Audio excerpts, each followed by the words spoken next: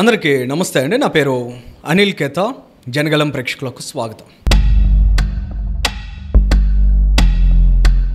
MLC Nagababu గారు పిఠాపురం కాన్స్టిట్యున్సీలో పర్యటిస్తున్నారు.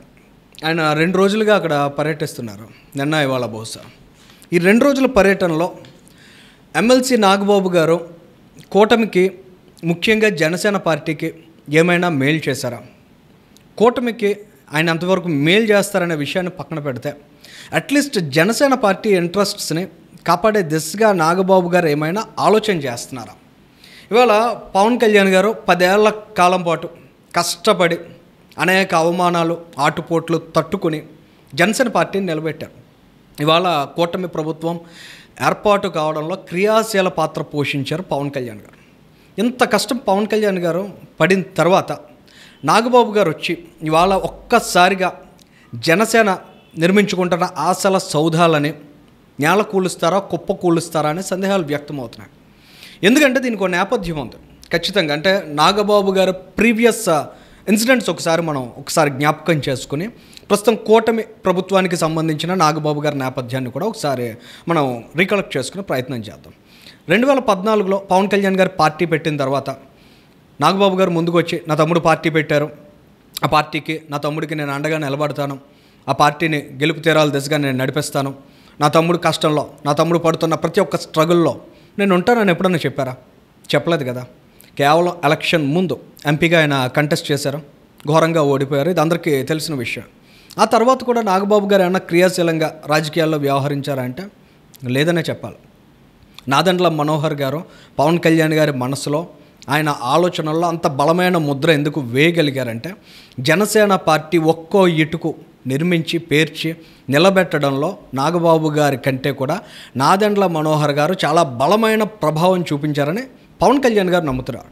జనసేన పార్టీ క్యాడరో నాయకులు కాదు, ఆ పార్టీ వ్యవస్థాపకుడైన పవన్ కళ్యాణ్ గారి బిలీఫ్ ఇది. సో ఇవాళ నాగబాబు గారు కూటమి ప్రభుత్వానికి సంబంధించి ఆయన చేస్తున్నటువంటి కార్యాచరణ, ఆయన అసలు ఎలాంటి ఆలోచనలతో ముందుకు వెళ్తున్నారు, ఆయన ప్రణాళిక ఏంటి, అసలు నాగబాబు గారు అసలు ఏం చేద్దాం అనుకుంటున్నారు జనసేన పార్టీని? నాగబాబు గారు పవన్ కళ్యాణ్ గారికి మేలు చేస్తున్నారా లేదా ఉపకారం అనుకుని అపకారం చేస్తున్నారా? ఇలాంటి అంశాలను ఒకసారి మనం అబ్జర్వ్ చేద్దామండి.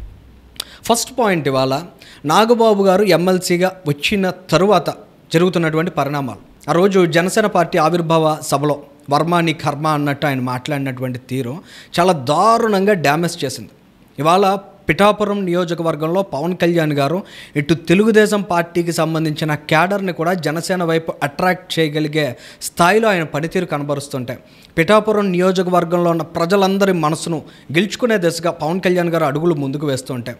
అనవసరంగా అసలు అక్కడ సందర్భమే కాదు, కానీ వర్మ గారి మీద నాగబాబు చేసినటువంటి కామెంట్ ఇవాళ పిఠాపురం నియోజకవర్గంలో జనసేనకు, పవన్ కళ్యాణ్ గారికి ఒక వర్గాన్ని దూరం చేస్తున్నటువంటి పరిస్థితి క్రియేట్ అయింది. దీని అంతటికీ కారణం ఎవరంటారు? ఖచ్చితంగా నాగబాబు గారు. ఇవాళ నాగబాబు గారు ఆ రోజు చేసిన నష్టం సరిపోదన్నట్లు ఇవాళ పిఠాపురం కాన్స్టిట్యున్సీకి వచ్చి ఆయన పర్యటనలు చేస్తున్నారు, ఆయన అక్కడ తిరుగుతున్నారు, ఆయన అక్కడ కొన్ని ప్రారంభోత్సవాలు చేస్తున్నారు. ఆయన ఎమ్మెల్సీగా నిన్నగాక మొన్న ఎన్నికయ్యారు. ఎన్నికైన తర్వాత పవన్ కళ్యాణ్ గారు ఆయన ఎమ్మెల్యేగా, ఆయన మంత్రిగా చేసినటువంటి అభివృద్ధి పనులు ఏవైతే ఉంటాయో వాటికి సంబంధించినటువంటి కార్యాచరణ అంతా చక్కబెడుతున్నారు ఆయన. ఇక్కడ మరొక ముఖ్యమైన విషయం ఏంటంటే ఆ పిఠాపురం కాన్స్టిట్యున్సీకి ఒక ఇన్ఛార్జ్ని పెట్టారు. ఏ పనులన్నా, ప్రజలకు ఎవరికి ఏ సాయం కావాలన్నా, ఏ సహకారం కావాలన్నా, లేదంటే ఏ పని జరగాలన్నా కూడా ఖచ్చితంగా ఇన్ఛార్జ్ దగ్గరికి వెళ్ళాలి.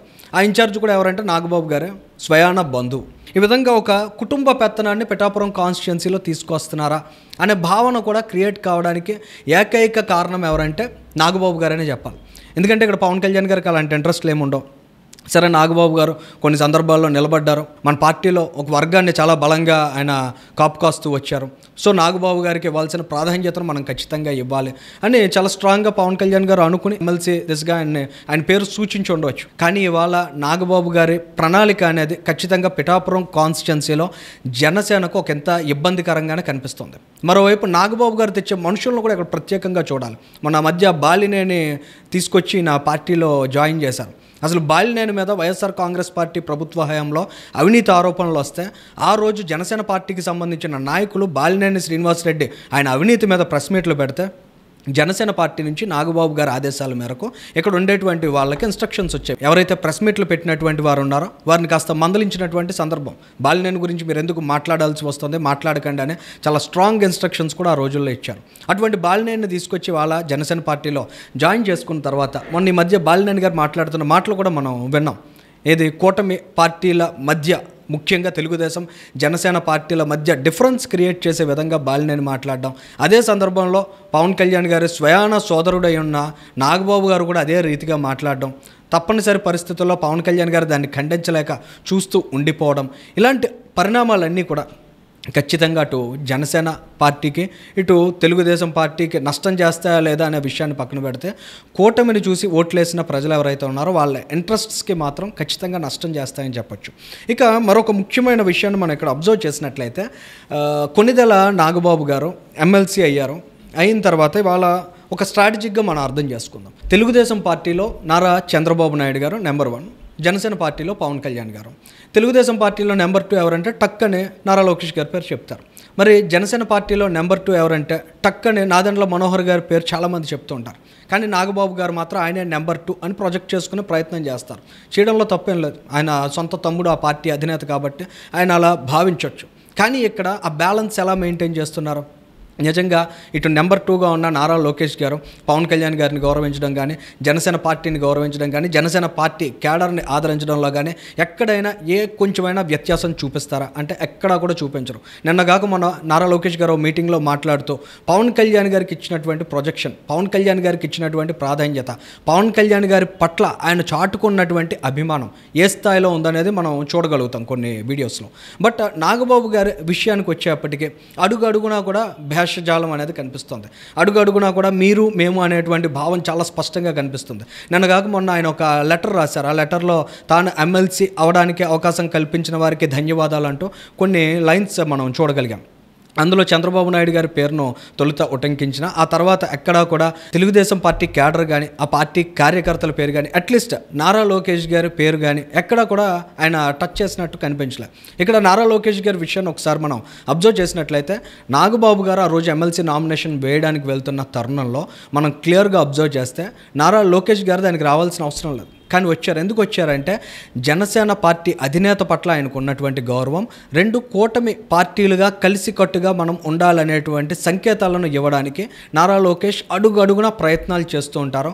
ఆ ప్రయత్నంలో భాగంగా ఆ రోజు నాగబాబు గారు నామినేషన్ వేసే క్రమంలో ఆయన వెన్నంటే ఉండడం, ఆయన్ని అభినందించడం, ఒక గెలుపు సంకేతాన్ని ఇవ్వడం మనం నారా లోకేష్ గారిలో చూడగలిగాం. మరి ఈ స్థాయిలో మద్దతు ఇస్తూ ఈ స్థాయిలో కలిసి వెళ్దాం ముందుకనేటువంటి ప్రొజెక్షన్స్తో కూటమిలో ఉన్న పార్టీలు తెలుగుదేశం జనసేన ముందుకు వెళ్తుంటే వాళ్ళ జనసేన పార్టీ నుంచి ఎమ్మెల్సీగా వచ్చినటువంటి నాగబాబు గారు ఆ దృక్పథంతో ఆ ధోరణితో వ్యవహరిస్తున్నారా అంటే ఖచ్చితంగా కాదు, లేదు అనే చెప్పాలి.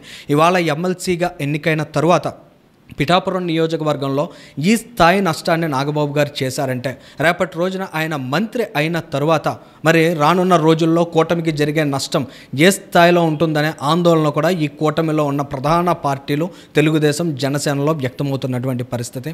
ఏదేమైనప్పటికీ నాగబాబు గారు ప్రభుత్వ ప్రాధాన్యతలను దృష్టిలో పెట్టుకొని కలిసికట్టుగా రానున్న దశాబ్ద కాలం ఈ కూటమి కలిసికట్టుగా ఉండాలనే లక్ష్యం ఏదైతే పవన్ కళ్యాణ్ గారు నిర్దేశించారో ఆ లక్ష్యానికి అనుగుణంగా ఆయన పనిచేసినట్లయితే ఖచ్చితంగా రానున్న రోజుల్లో ప్రజలకు మంచి చేసిన వాళ్ళు అవుతారు. లేక ఈ రకమైన డిఫరెన్సెస్ క్రియేట్ చేసే విధంగా, రాజకీయ కుంపటి రాజేసే విధంగా నాగబాబు గారు వ్యవహరించినట్లయితే మరీ ముఖ్యంగా జనసేన పార్టీకి ఆయన స్వయంకృత అపరాధాలతో నష్టం చేసిన వ్యక్తిగా మిగిలిపోతారనే అభిప్రాయాలు అయితే ముఖ్యంగా ప్రజానీకంలో వ్యక్తమవుతున్నాయి. ధన్యవాదాలు.